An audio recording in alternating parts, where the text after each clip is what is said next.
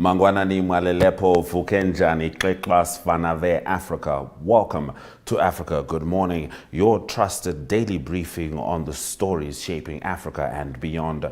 In this episode, Nigeria posthumously pardons environmental activist Ken Saro-Wiwa nearly 30 years after his execution. In Kenya, the suspicious death of blogger Albert Ojwang while in police custody sparks outrage and arrest. Meanwhile, Congo's rebels signal a willingness for peace as SADC troops begin their final withdrawal from the east. We also unpack Donald Trump's New Africa strategy, and in economic news, we cover the China-Africa Trade Expo and looming job losses in Lesotho. Plus, our correspondent Mike Sichula brings us the latest from Zambia, including the funeral arrangements for former President Edgar Lungu. Watch us on DStv 285, GOtv 25, oneup2.com, and NTV Africa on YouTube. Top stories shortly. My name is Ashwin Berry. Feel like I should, feel like I should, feel like I should, feel like I should go. Go. Feel like I should go. Feel like I should, feel like I should, feel like I should, feel like I should go. Feel like I should go.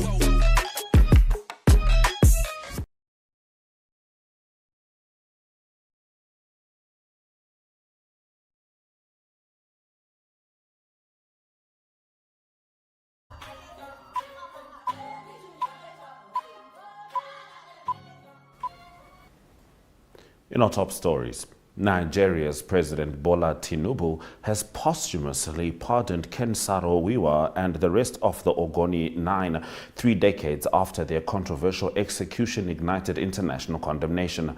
The men were convicted by a secret military tribunal and hanged in 1995, a move widely seen as retaliation for their activism against oil companies like Shell, accused of polluting the Niger Delta's Ogoni land.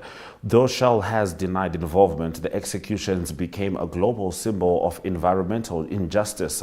The recent pardon and national honors conferred during Nigeria's Democracy Day have been called a courageous act by the movement for the survival of the Ogoni people. Yet critics argue a pardon implies guilt, urging the government to officially declare the men innocent. Now, Barinem Kiubel's widow echoed the sentiment, demanding a retrial to clear their names. Amnesty International said the gesture falls short of justice and called for holding oil firms accountable for ongoing environmental damage. Legal action against Shell continues, including a major case due for trial in London next year. The legacy of Ken Saro-Wiwa remains a rallying point in the fight for environmental and social justice in Nigeria.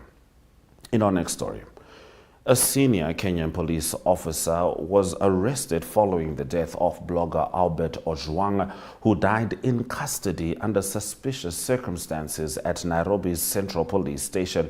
Initially reported as a suicide, an independent autopsy revealed signs of assault, prompting public outrage and violent protests in the capital.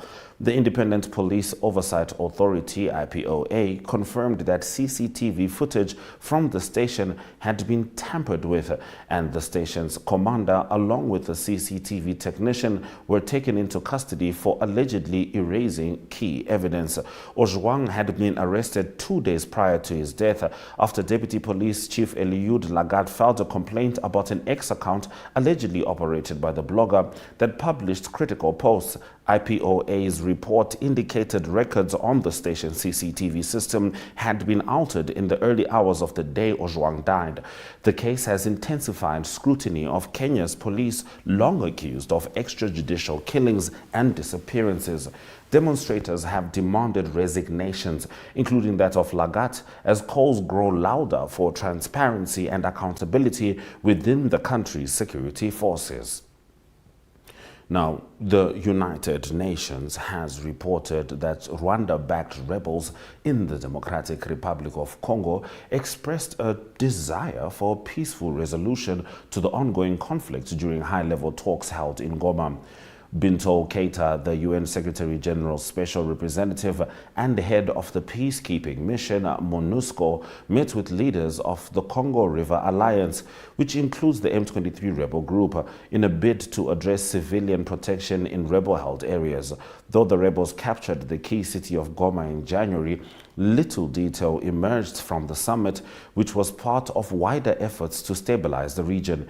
UN peacekeepers present in the DRC since 1999 have struggled to contain the M23's advance this year, leading to widespread displacement, loss of life, and the collapse of public services in affected areas. Airports remain shut, workers unpaid, and livelihoods disrupted.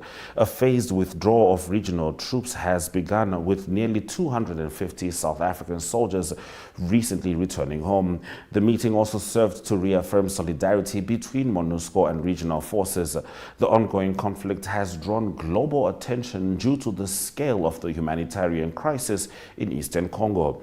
Now, we just spoke about the withdrawal of Southern African troops. Let's continue with that. The Southern African Development Community has initiated the final phase of withdrawing its peacekeeping troops from Eastern Democratic Republic of Congo amid ongoing conflict in the region.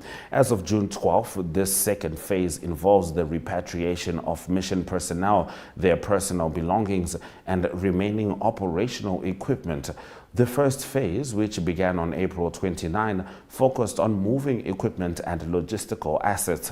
SADC reaffirmed its commitment to regional peace and security, vowing to continue supporting the DRC government through diplomatic and political avenues.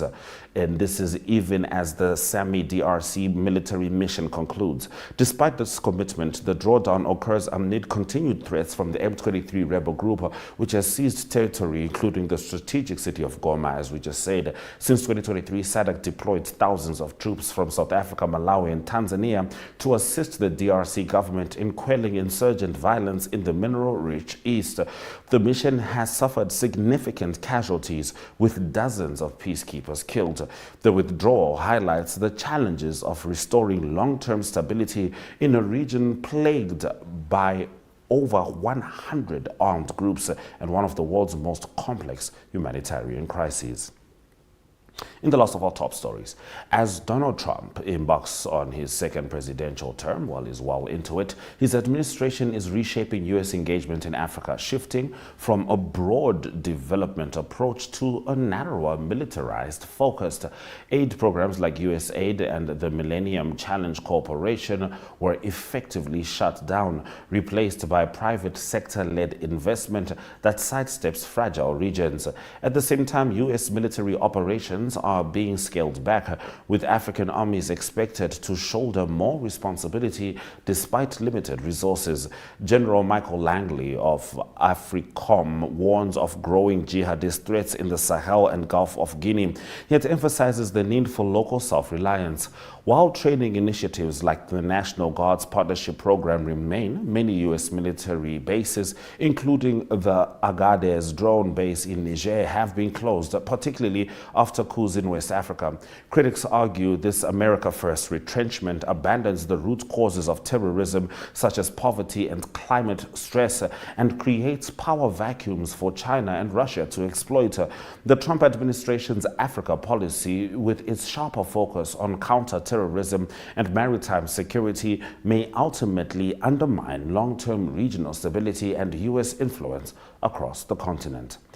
Those have been our top stories on Africa. Good morning. Shortly, we're going to be talking to Mike Sichula about the stories stemming from Zambia, including the update of the funeral of Edgar Lungu. But prior to that, let's have a look at the indicators.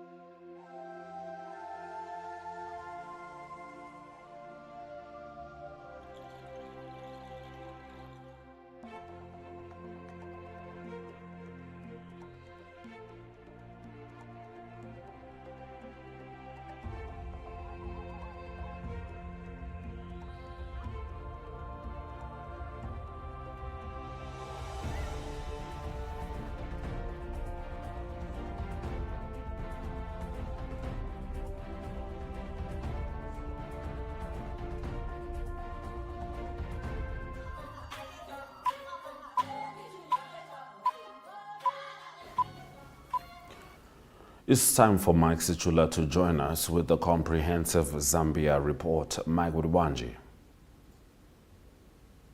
Niribuino Muribwanji, Africa, good morning to our dear viewers. Africa, good morning indeed. Now, last week, Edgar Lungu, the sixth president of Zambia, passed away in Pretoria, South Africa.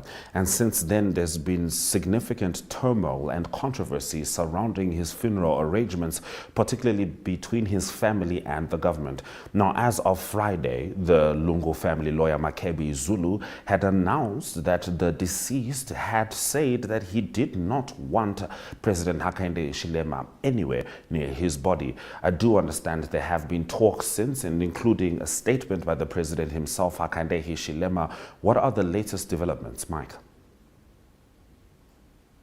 Well, a lot of development has happened, culminating into the decision that was revealed through a joint press briefing by the Lungu family spokesperson, Mr. Makebi Zulu, and Secretary to Cabinet Patrick Kangwa. So this joint briefing was held in South Africa over the weekend, and some of the resolutions were that President Hakainde Hichilema is going to preside over the funeral because this is a state funeral, considering that other heads of states within the region and beyond are going to be in attendance. So President Hakainde Hichilema will proceed to preside over this funeral. Then other details are that the family has been granted their wish that they should repatriate the body to Zambia privately.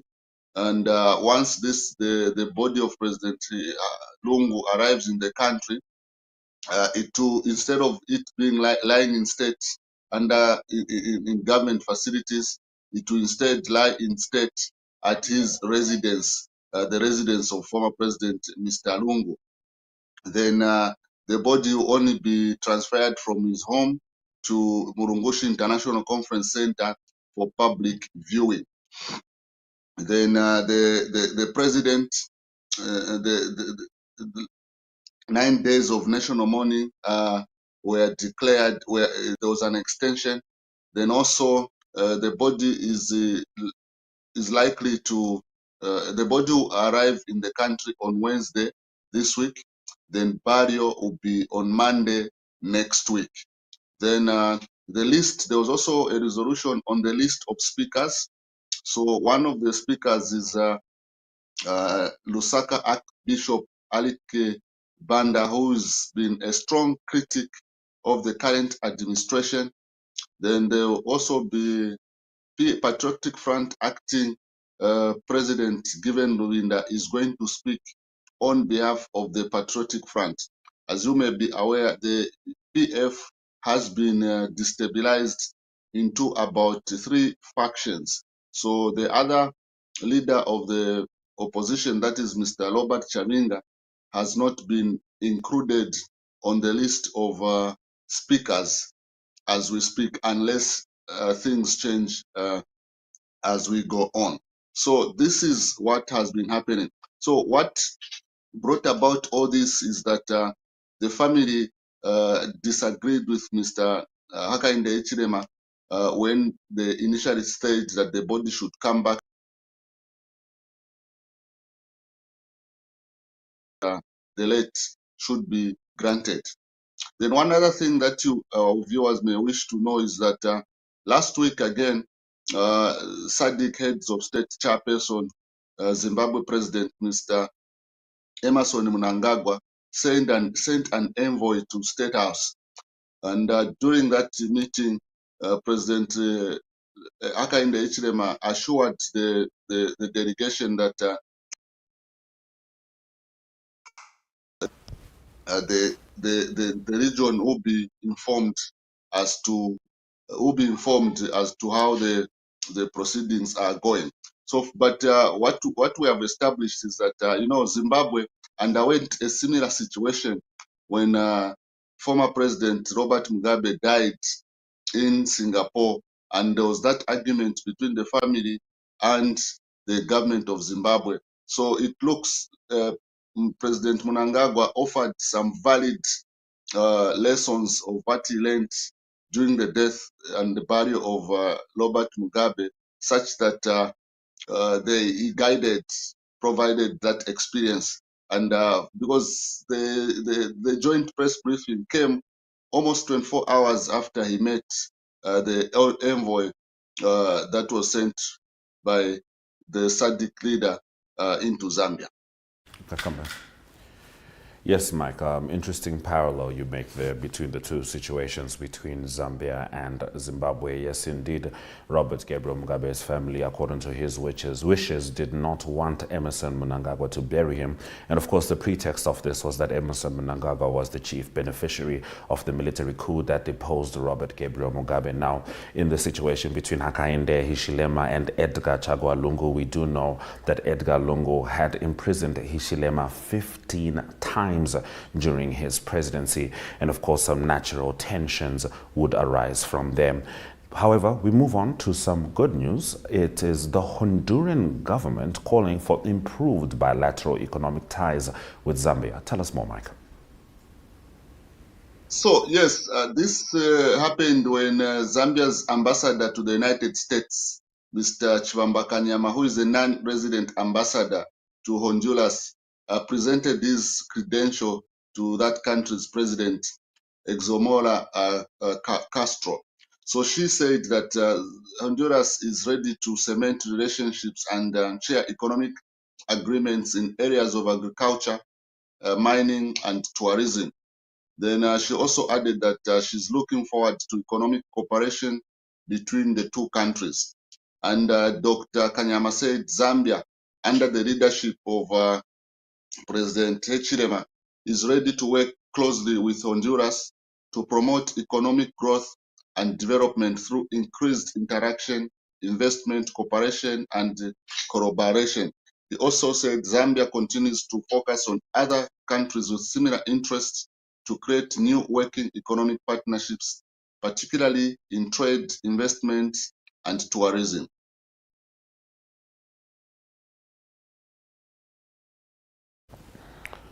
All right, Mike, and we move on to some more positive news. Zambian medical doctors have made some significant progress, and this is in doing kidney transplants.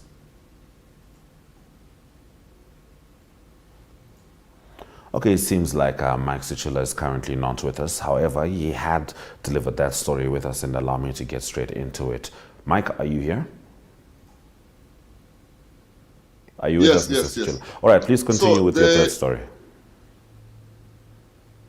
So the transplants have been done at the teaching hospital with support from the American College of Surgeons. They successfully conducted 3 kidney transplants. So the kidney transplants were done last week. So the partnership between the UTH and the American College of Surgeons is meant to improve service delivery and exchange surgical skills between the two institutions. So according to UTH medical expert Agre member, the institution has carried out 9 successful kidney transplants from 2014 to June 2025, and they've got a target of increasing these medical operations to at least 20 kidney transplants per year. So what this means is that Zambia now does no longer need to take these patients to foreign countries, because now their medical personnel are getting skills that enable them to conduct kidney transplants locally.